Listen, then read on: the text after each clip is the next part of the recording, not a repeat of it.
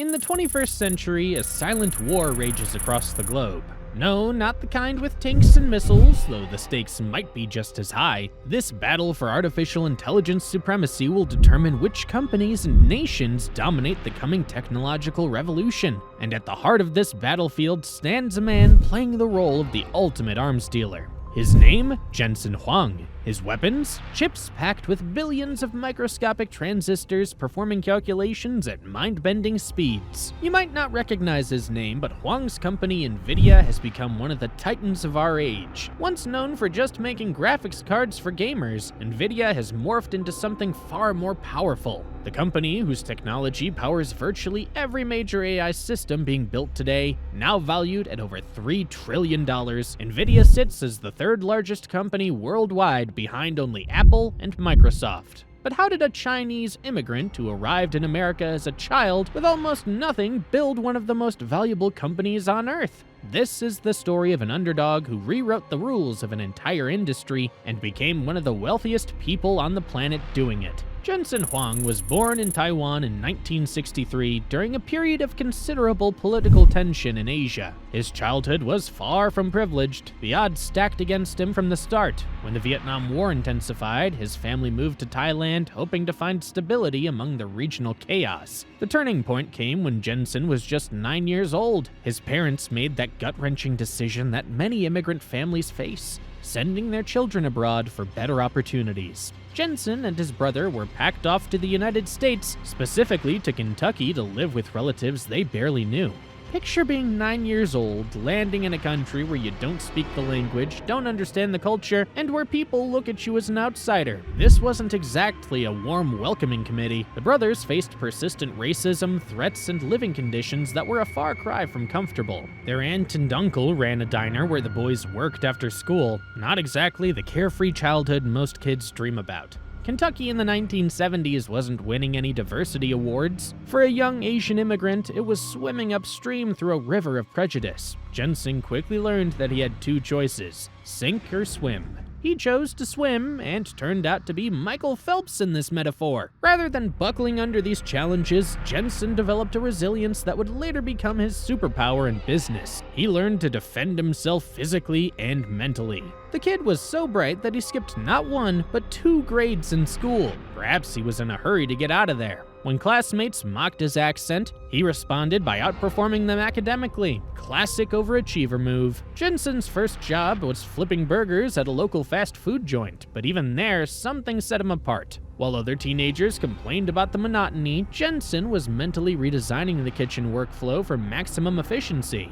He was studying systems optimization without realizing it. The other teenagers were playing checkers. Jensen was already playing chess. In high school, Jensen continued to excel, particularly in mathematics and science. His academic achievements earned him admission to Oregon State University, where he studied electrical engineering, a pivotal decision that would shape not just his future, but the trajectory of computing itself. It wasn't all circuits and codes, though. College is where Jensen met Lori Mills, his future wife. The story goes that he impressed her not with flowers or poetry, but by helping her to face a difficult physics exam. That's a tech guy's idea of romance. Hey baby, let me explain thermodynamics to you. And somehow, it worked. They married after graduation, beginning a partnership that would provide essential support through the roller coaster ride of entrepreneurship ahead. After finishing his electrical engineering degree, Jensen took a position at Advanced Micro Devices (AMD), cutting his teeth in the semiconductor industry.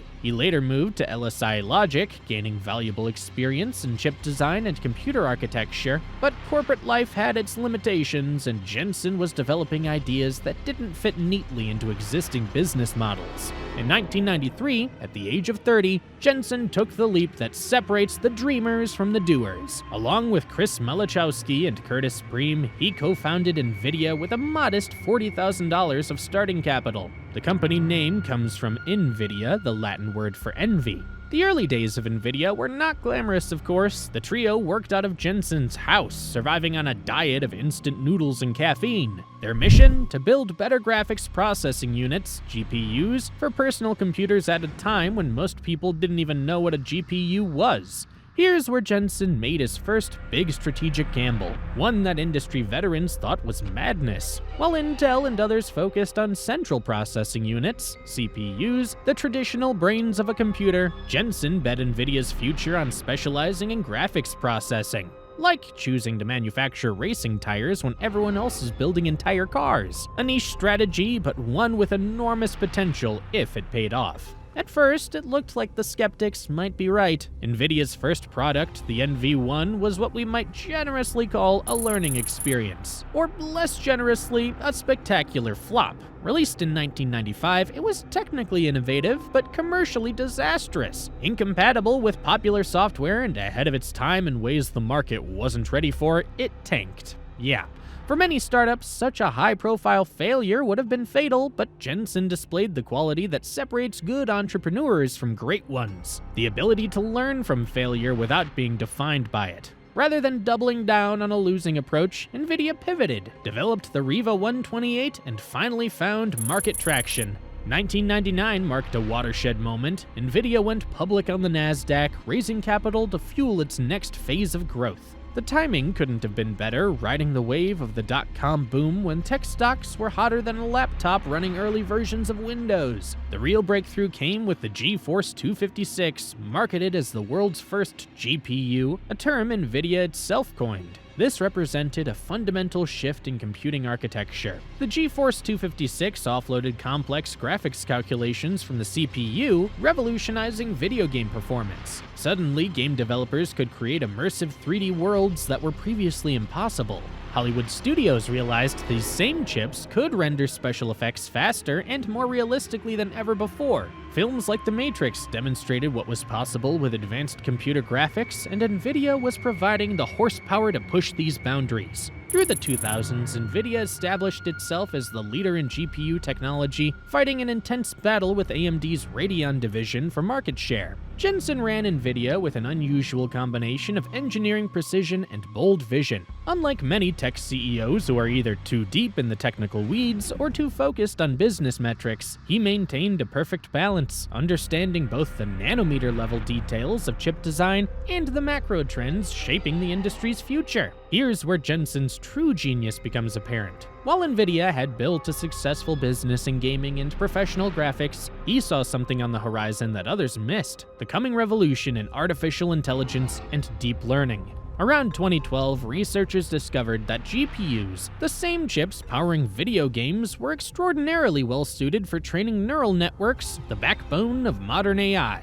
Why? Because both tasks involve massive parallel processing of mathematical operations, like discovering that the racing tires you've been manufacturing are suddenly perfect for a completely different vehicle that's about to take over the world. Most executives would have been content with dominating the gaming market. Jensen, however, made a bold decision to reorient significant company resources toward AI computing. NVIDIA developed CUDA, a software platform that allowed developers to use GPUs for general-purpose computing beyond graphics. They created specialized hardware and software stacks optimized for deep learning. They began courting researchers, scientists, and AI startups. The tech industry initially viewed this as a distraction from NVIDIA's core business, but Jensen wasn't playing for the next quarter, he was playing for the next decade, and his timing was perfect. Just as NVIDIA's AI-optimized products were hitting maturity, the deep learning revolution exploded across every industry, from healthcare to finance, transportation to entertainment.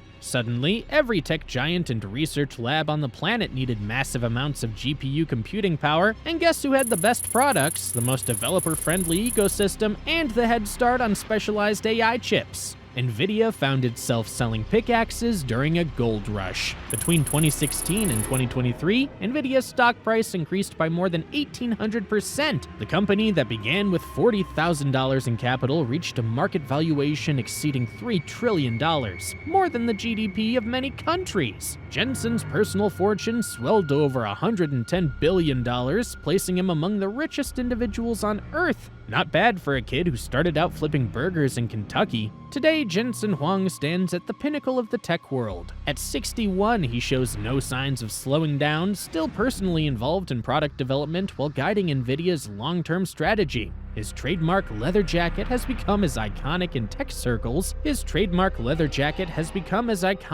circles as Steve Jobs' turtleneck once was. Beyond business success, Jensen and his wife have become significant philanthropists, donating hundreds of millions to education, particularly in STEM fields. Perhaps remembering his own challenging journey, he is focused on creating opportunities for students from disadvantaged backgrounds. NVIDIA's technologies now power critical advancements in healthcare, climate science, and virtually every field where massive computational problems need solving. The company that began by making games look prettier now helps scientists model complex proteins for drug development and engineers simulate climate patterns to address global warming. As for the AI arms race that began our story, Jensen has positioned NVIDIA not just as a participant, but as the essential supplier to all sides. Whether it's OpenAI training ChatGPT, Google developing its next breakthrough model, or thousands of startups building AI applications, NVIDIA's chips and software form the foundation of it all. But here's the twist. While NVIDIA has benefited tremendously from the AI boom, the landscape is changing.